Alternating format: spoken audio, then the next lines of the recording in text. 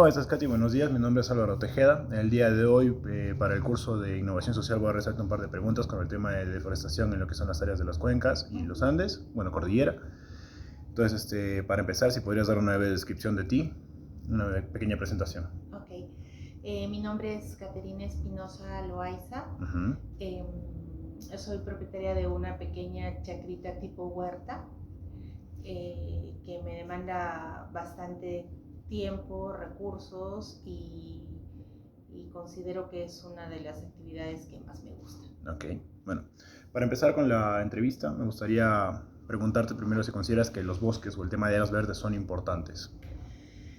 Y yo creo que sí, ¿no? El tema de, en el Perú en general y en todo el mundo en este contexto que estamos viviendo de cambio climático y del niño global, creo que las áreas verdes son importantes en las zonas urbanas, en tanto prestan un servicio de oxigenación, un servicio de ornato y un tema de calidad de vida, porque en temas como Arequipa, que somos la cabecera del desierto de Atacama, Ujú. las áreas verdes nos generan un servicio ambiental dado que nos dan sombra natural. Ujú. Y en relación a los bosques, a nivel mundial el Perú es uno de los países más vulnerables precisamente por la variedad de microclimas que tiene Ujú. y el tema de la tala ilegal, el tema del narcotráfico, el tema de las empresas madereras han hecho que en toda la zona de la Amazonía peruana, y no solo en el tema de la Amazonía peruana, sino también en toda Latinoamérica, que son, en realidad la Amazonía comprende Bolivia, Brasil, Guyana, Venezuela, Perú y Colombia y parte del Ecuador. Ujú. Entonces, son países que se han visto bastante afectados en sus bosques, precisamente por estas actividades que en algunos casos son ilegales, en otros son informales, y en el caso de las actividades formales, evidentemente hay un problema de regulación. Ujú. Ok. Bueno, para ti, ¿consideras que es necesario resguardar el tema de áreas verdes? Eh, yo creo que las áreas verdes tienen que ser resguardadas eh, desde los diferentes niveles de gobierno, a través de las diferentes instituciones y los organismos descentralizados que tienen que ver con el tema de la protección de áreas verdes. Ujú. En nuestro caso, a nivel regional, tenemos en el gobierno regional el ARMA, que se tiene que encargar precisamente de trabajar estos temas, pero también a través del Ministerio de Educación, porque hay políticas públicas orientadas a generar una conciencia ambiental y que pasan por un tema educativo. Ujú. ¿No? Entonces la preservación es básica en un contexto como el que tenemos. Claro. Tú que te desarrollas en el área de Arequipa, en la zona en la que estamos, ¿sabes en qué situación se encuentra el tema de deforestación en la zona? Sobre todo en el área de lo que es cordillera. Mira, a nivel de Arequipa nosotros tenemos el tema de la cuenca no regulada del Chili, que creo que es una zona que se afecta mucho porque depende mucho de las lluvias. Ujú. Como efecto del cambio climático y del niño que estamos viviendo en estos momentos, evidentemente van a ser afectadas porque así como en el norte vamos a tener bastantes lluvias, aquí en el sur cuando se produce el niño costero tenemos sequías, Ujú. ¿no? Entonces, yo creo que sí va a haber una afectación importante. Claro. Puedes decir más o menos que sería un tema de reducción en esa área. Se puede perder un tema de material en esa zona. ¿De áreas verdes? Claro. En realidad en Arequipa este proceso de pérdida de áreas verdes se puede ver desde un punto de vista histórico, ¿no? En realidad a mediados del 1950 Arequipa era una ciudad con una campiña bastante extensa, Ujú. pero a partir de que cambiaron los patrones productivos, las vocaciones productivas con la presencia, sobre todo a partir de los años 50 de la leche Gloria, se cambió el cultivo de pan llevar con extensas plantaciones de alfalfa Ujú. que generaron cambios en el ordenamiento territorial de ese momento. Y yo creo que el proceso urbano que hemos tenido de manera acelerada desde comienzos de los 2000 evidentemente ha generado una reducción de las áreas verdes Ujú. eh, por factores de presión de la población, por tener acceso a la vivienda, eh, pero también por factores de falta de regulación de los gobiernos locales y regionales y también por un tema de corrupción al interior de las instituciones públicas, porque habiendo normatividad para respetar el área urbana intangible de Arequipa, sencillamente esto no se ha respetado y se ha dado paso a urbanizaciones y construcciones en áreas donde evidentemente no debía haberlas. Claro. Bueno, ¿cuáles considerarías tú que serían los posibles efectos que se puede tener, sobre todo en tu desarrollo del tema de agricultura, por la pérdida de áreas verdes? Bueno, yo puedo hablar en relación a mí en particular, pero en relación también en general, ¿no? La reducción de áreas verdes genera mayores costos. La reducción de áreas verdes hace que la campiña arequipeña sea un buen recuerdo, ¿no? Porque si uno pasa, quizás los jóvenes de tu edad no recuerdan, si uno pasa por todo lo que es Cerro Colorado para hasta salir de Arequipa, todo eso era campiña. Si uno va a toda la zona de Caima, todas las nuevas construcciones, todo eso era campiña, ¿no? Entonces, ¿qué genera? Que desde el Estado peruano no hay una política agraria que pueda incentivar precisamente esta actividad económica. Y eso hace que mucha gente efectivamente ha ido vendiendo sus predios porque le resulta más rentable vender la chacra como terreno para que sea lotizado que vivir de la actividad agrícola, claro, ¿no? Y por otro lado también la reducción de las áreas verdes en la ciudad de Arequipa ha generado que muchas personas dedicadas a la agricultura estén en este momento teniendo parcelas en lo que es La Joya, teniendo parcelas en lo que es el Pedregal, es decir, cultivando fuera de la región Arequipa, ¿no? Claro. Sí, pero una última cosa, también en términos generales podemos decir que la reducción de áreas verdes afecta a la economía de la gente dedicada a esta actividad, afecta a la economía de las familias porque cada vez es más caro producir y afecta de manera directa en la degradación de las tierras por el uso cada vez más intensivo de fertilizantes, de insecticidas, de pesticidas, que obviamente afectan la calidad de la tierra donde cultivamos. Claro. Sobre todo con el tema de el futuro, ya que mencionas bueno, prácticamente a mi generación o los que vienen después de mí, por ejemplo. ¿Cómo crees que pueda afectarles esto en el tema de quizá lo que se ve de las cuencas o incluso en el posible impacto que pueda tener la deforestación en estas futuras generaciones? Yo creo que el tema de la deforestación está articulado a muchos otros factores socioambientales, socioeconómicos. Y yo creo que estos modelos de producción y estos modelos de consumo cada vez más inmediatistas, esta cultura de la obsolescencia, es decir, que yo tengo un modelo de televisor y a los 2 años sale otro y tengo que consumir porque estamos en una cultura de consumo. Claro. Y si en algún momento como diría algún filósofo, ¿no? Pienso, luego existo, diríamos que en estos tiempos podríamos decir consumo y luego existo. Claro. ¿No? Porque la gente vale por lo que consume y mientras más se consume hay una presión mayor en los recursos naturales del planeta. Claro.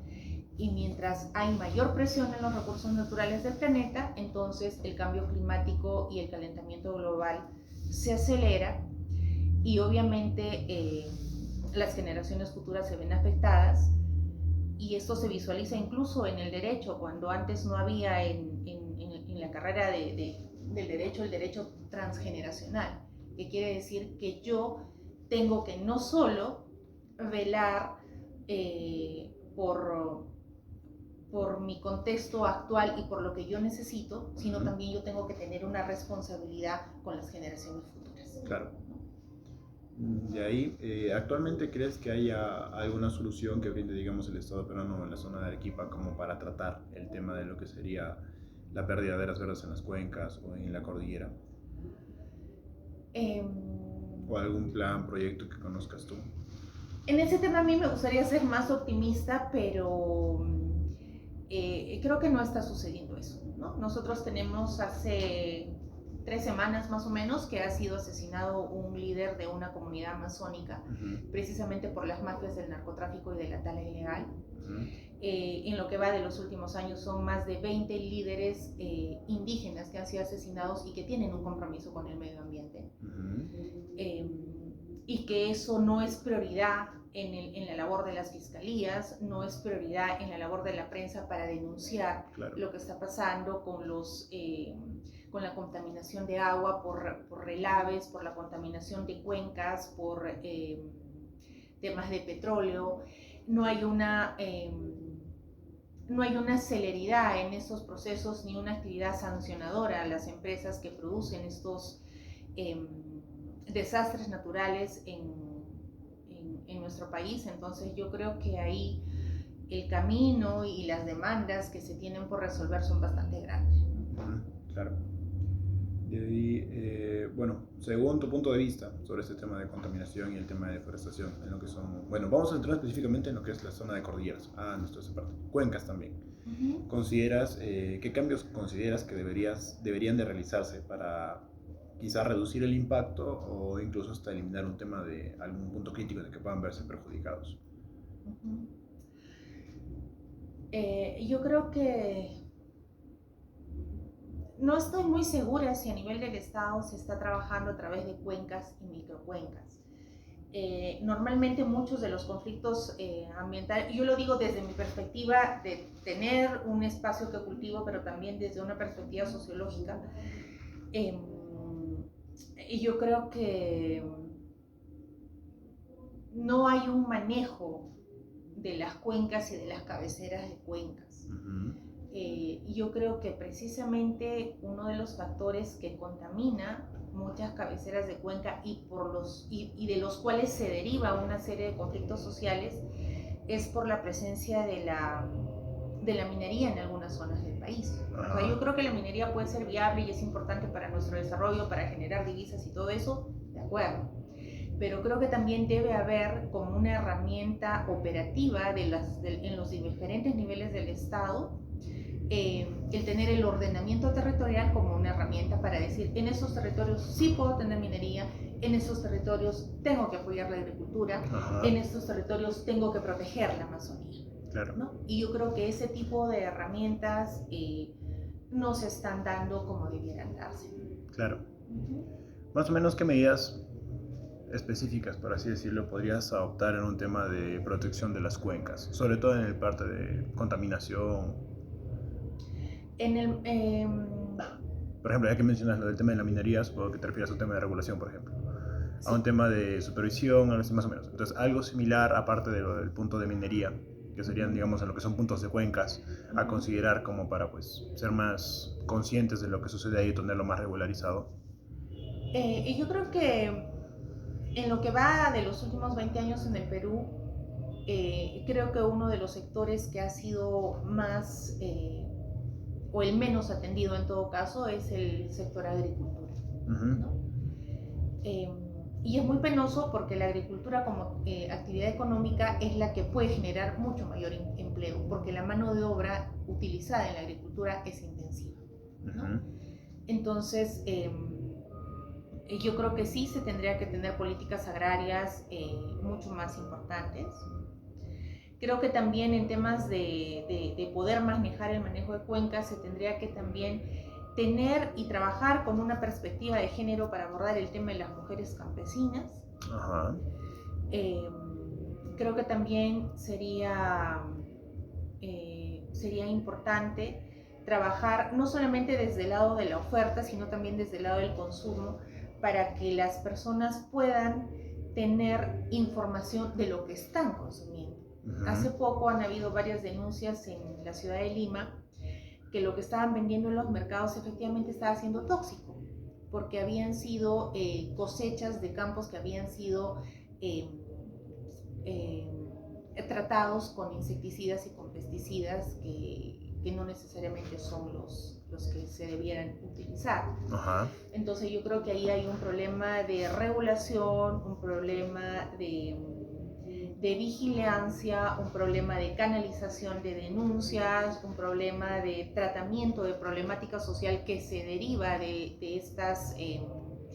estas prácticas que no son las mejores. Claro. Ok. Mm, ¿Cómo se podría informar sobre este riesgo de contaminación, quizá por la parte, por ejemplo, de los pesticidas, la contaminación de los suelos que se puede dar o generar en esas áreas de cuentas, por justamente el tema de que no está vigilado ni supervisado? ¿Cómo es que se podría quizá compartir esa información, o cómo podrías, ideas de cómo, por ejemplo, expresar todo esto al tema de la comunidad que no toma esto en cuenta a día de hoy? Yo creo que en relación al trabajo con comunidades hay experiencias interesantes desde la sociedad civil, es decir, desde proyectos, desde organizaciones que no necesariamente son del gobierno, sino si son las llamadas organizaciones no gubernamentales, que han trabajado mucho por el tema ambiental y también por visibilizar los problemas sociales que están asociados a la actividad agrícola, ¿no? Yo creo que... Vuélveme a repetir la pregunta porque me estoy... Era más con el tema de medios por los cuales se podría informar a la sociedad actual que no está informada sobre este tema que está pasando por el tema de contaminación, sobre todo en el área de las cuencas. Ya. Eso me lleva a pensar cuando le hice la pregunta hace un momento, en el tema de la legislación, pero también en el tema de la presión económica de los grupos económicos asociados a estas grandes empresas. Ajá. Y eso me hace recordar hace poco el tema de los letreros, de los polígonos que deben tener los alimentos que consumimos. Claro. ¿No? Que la agricultura va ligada a la agroindustria y la industria alimentaria es muy amplia, ¿no? Uh-huh. Y yo creo que la gente tiene que tener una noción clara que no todo lo que se come es alimento, uh-huh, ¿no? Es decir, yo me puedo comer una bolsa de chistriz o de chisitos, pero eso no es alimento, uh-huh, ¿no? Entonces yo creo que tendría que haber de plano leyes que puedan informar al consumidor de lo que está consumiendo, ¿cierto? Uh-huh. Ahora, para que eso exista, tendríamos que hablar del poder que ejercen algunos grupos de poder sobre las personas que legislan, uh-huh, que son los congresistas en el Congreso. Claro. Entonces, en ese juego de poder se generan muchos intereses, uh-huh, y no necesariamente lo que se legisla efectivamente va a favor de las familias en términos de consumidores, de los agricultores en términos de fuerza de mano de obra y de derechos que muchas veces no siempre son respetados. Nosotros tenemos en el sur del país, sin ir muy lejos, tenemos a Ica, que es una de las regiones que tiene mayor presencia de actividades agrícolas y agroindustriales, pero también no siempre se trabaja con esa población para que pueda efectivamente hacer respetar sus derechos laborales. Claro. Tenemos mujeres que tienen trabajo de jornadas de 14, 15 horas y no saben sus derechos. Claro. ¿No? Entonces yo creo que ahí hay una labor desde la sociedad civil para hacer una educación sobre los derechos que se tienen en tanto consumidores, en tanto trabajadores, en tanto ciudadanos, hacer una labor muy, muy fina de fiscalización, de veeduría ciudadana, y también desde las empresas, trabajar desde los marcos de algunos ISOs que se respetan en otros países, pero no necesariamente en el Perú, uh-huh, y trabajar desde el saber hacer, pero claro, del saber hacer no solo pensando en términos de rentabilidad, sino del saber hacer en términos también del buen vivir y del bien común. Claro. Sobre el tema de las soluciones que se podría empezar, ¿desde qué punto podrías indicar que la persona que debería estar encargada de dar una solución? ¿Desde dónde debería partir, o qué personas deberían verse involucradas o organismos para dar una solución a este problema?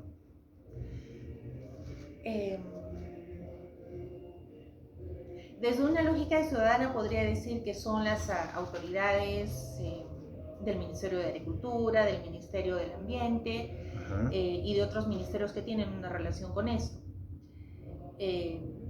Desde un punto de vista más sociológico es un tema de poder, ¿no? Es un tema de poder en tanto quién quiere tener más rentabilidad y a costo de qué. Y es un tema de poder en tanto como sociedad nos posicionamos para efectivamente hacer valer nuestros derechos como ciudadanos, más que consumidores, ¿no? Porque creo que en estos temas ligados a la agroindustria, a la agricultura, al consumo en general, creo que los ciudadanos nos hemos desvestido de la investidura y del poder que tenemos como ciudadanos para ser solamente consumidores, ¿no? Y yo creo que si nos vestimos de nuevo desde ese poder ciudadano, creo que estamos en mayores posibilidades de exigir buenas prácticas a nivel ambiental, a nivel de producción, en cualquiera de las áreas de las que podamos conversar, pero en los marcos del respeto a la autonomía, del respeto a la vida, del respeto a la naturaleza, ¿no? Claro. Y eso va, creo yo, también desde de entender y de alejarnos desde esa perspectiva antropocentrista. La perspectiva antropocentrista quiere decir que el hombre está al centro de todo. Claro. Y todo es para él y todo se tiene que dar en función de él. Pero creo que si tuviéramos una mirada diferente, nos daríamos cuenta que la naturaleza, que la tierra, que el agua, que el aire, que los animales también son habitantes de este planeta y también tienen derechos como nosotros. Creo que eso ayudaría bastante. Genial. ¿Consideras que cada uno de nosotros, tú, desde tu punto de vista, podrías también tener un papel importante en el desarrollo de esta solución a este problema? Sí. ¿Sí? Y yo creo que desde el lado más personal, ¿no? Yo contribuyo porque yo no soy una persona que consume. O sea, yo no soy una persona que vive a la moda y que lo último que sale en la moda lo tengo que tener porque no me importa, Claro. ¿no? Y no me importa porque desde hace 20 años he trabajado en temas ambientales y entiendo que, no solo lo entiendo, y creo que el problema es ese, porque se han dado muchas experiencias de educación ambiental y qué sé yo, y es que tú puedes tener un discurso sobre protección del medio ambiente, pero no necesariamente eso cala en tu vida cotidiana, claro. ¿No es cierto? Entonces nos volvemos muy consumidores, no entendemos que hay que rehusar, ¿no? No entendemos que hay que reducir el consumo, ¿no? No entendemos que para poder reciclar tenemos que segregar en fuente, desde la casa de uno. Y yo tengo que tener un basurero para mi Tetra Pak, para mi vidrio, para mi plástico, para cartones, y tengo que tener un tacho para los desperdicios orgánicos y tengo que botarlos de esa manera, diferenciada, ¿no? Y si no lo hacemos en nuestra vida diaria, nos volvemos como hasta cierto punto hipócritas, porque decimos lo que se tiene que hacer, pero no lo hacemos en nuestra vida cotidiana. Y entramos en una lógica de consumo que creo yo no es la mejor. Y yo creo que eso nos lleva a cambiar un poco nuestras formas de ver la vida, nuestras formas de ver el mundo. Y uno puede vivir con mucha dignidad y sin muchas cosas, ¿no? Y uno puede ser una persona muy feliz en tanto sabe en su fuero más interno de que está contaminando menos y de que está haciendo algo por el medio ambiente, ¿no? Claro. En particular yo tengo 209 macetas en mi casa, que me cuestan trabajo, que me cuestan dinero, que me cuestan tiempo, pero es mi forma de aportar, ¿no? Yo desde la pequeña producción que tengo, a veces genero autoconsumo, porque consumo mi zanahoria, mi beterraga, mis manzanas, mis membrillos, mis ciruelas, mis paltas, mis lugmas, mis verduras. Entonces es una forma de, creo yo, desde la vida de cada quien, de presionar menos en el ambiente, de presionar menos en la tierra. Y eso quiere decir, desde lo más privado, desde lo más cotidiano, como lo decía el presidente de Uruguay, Javier Mujica, uno tiene que tener una vida sobria, ¿no? Y una vida sobria es una vida sencilla, digna, pero en mucha armonía con el otro. Y el otro es otro ser humano, y el otro es una planta, y el otro es la tierra, y el otro es el agua, y el otro es el aire. Y yo, no sé si me equivoque, pero trato de vivir en coherencia con eso, y así soy tranquila y feliz. Claro. ¿Cómo consideras que podríamos quizá cooperar con las autoridades que consideras prudentes, que deberían participar en el tema de la gestión de, por ejemplo, lo que son las cuencas, los sectores en donde se produce esta deforestación, esta pérdida de áreas verdes, para garantizar un tema de sostenibilidad y que pues, se mantenga y reducir el impacto que pueda tener estas, digamos, acciones del tema de deforestación, de la reducción de las áreas verdes, de los impactos que pueda generar? Yo creo que hay niveles de participación, hay niveles individuales desde lo que es ser un ciudadano, y hay niveles más de actividad organizada. Eh, y yo creo que en nuestra ciudad y en general en el Perú, la participación de la sociedad se limita al voto. Yo voto y que la autoridad haga lo que pueda, lo que quiera y como pueda y al costo que sea, ¿no? Entonces, yo creo que sí se tiene que recuperar, tener votos informados en el proceso de elecciones para elegir precisamente a esas autoridades que van a normar sobre todos los temas que estamos conversando. Pero creo que también hay otro nivel en temas de recuperar y de fortalecer la ciudadanía. Creo que el Perú en estos 20 años o más es un país con una ciudadanía quebrada. No tenemos espacios de participación, no tenemos espacios de incidencia. La prensa, que podría ser un vehículo de denuncia, un vehículo de visibilización, un vehículo de educación, no siempre se comporta de esa manera, ¿no? A veces la prensa no denuncia porque hay intereses de por medio. Claro. La prensa calla, ¿no?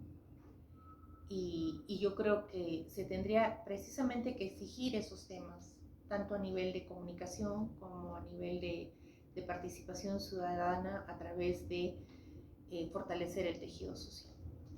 Y con el tema de las... bueno, está bien en parte el tema de escoger quizá una persona responsable como para ser a cargo, pero con el tema de, digamos, actualmente, con el quizá gobierno, autoridades locales con las que se deba manejar, con el tema de interesados, que tengan un tema de poder, ¿cómo podríamos nosotros desarrollar o cooperar con estas autoridades actuales como para tener un tema de solución? En el tema de obviar, quizá realizar un cambio, sino ya trabajar con las personas que actualmente están en sus cargos. Yo creo que una forma podría ser, para empezar, entender cómo funciona el Estado.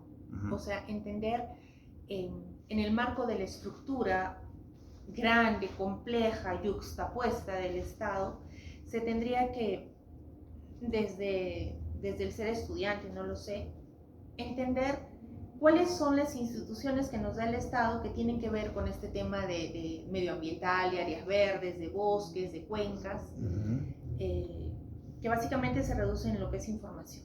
Me tengo que informar cómo funciona mi Estado, claro, ¿no? Y luego de eso, entender en ese funcionamiento qué responsabilidades tiene que tener el gobierno local, el gobierno regional, ¿no? Es decir, qué derechos tengo yo para botar mis residuos sólidos, qué derechos tengo yo que la policía, no sé cómo se dice, la baja policía, se decía antes, de los gobiernos locales, pasen por mi cuadra, limpien la basura, recojan la basura en su momento, tenga áreas verdes que han sido construidas con el dinero de todos los ciudadanos, porque todos tributamos, Claro. ¿no? Y pueda entender qué derechos tengo, pero al mismo tiempo creo que tenemos que entender cuáles son nuestros deberes. Y a veces demandamos mucho y no pagamos impuestos. Demandamos que queremos tener el mejor parque de la urbanización y nadie pagó arbitrios y nadie pagó autovalúos. Entonces yo creo que las cosas van de ida y vuelta. Tenemos que tener la capacidad de demandar de nuestras autoridades una buena gestión, pero también tenemos que tener la responsabilidad de cumplir con lo que nos compete, que tiene que ver con pagar impuestos, con hacer veeduría ciudadana para que esos impuestos que van a los gobiernos locales efectivamente retornen a mí en servicios de calidad. Y también tenemos que hacer una labor educativa a nivel de las familias y de las comunidades próximas a los domicilios donde nos desarrollamos, para que efectivamente la gente pueda tener un manejo de los residuos de manera más responsable. Ok, listo, eso sería todo. Muchas gracias por el tiempo. Ya, está bien.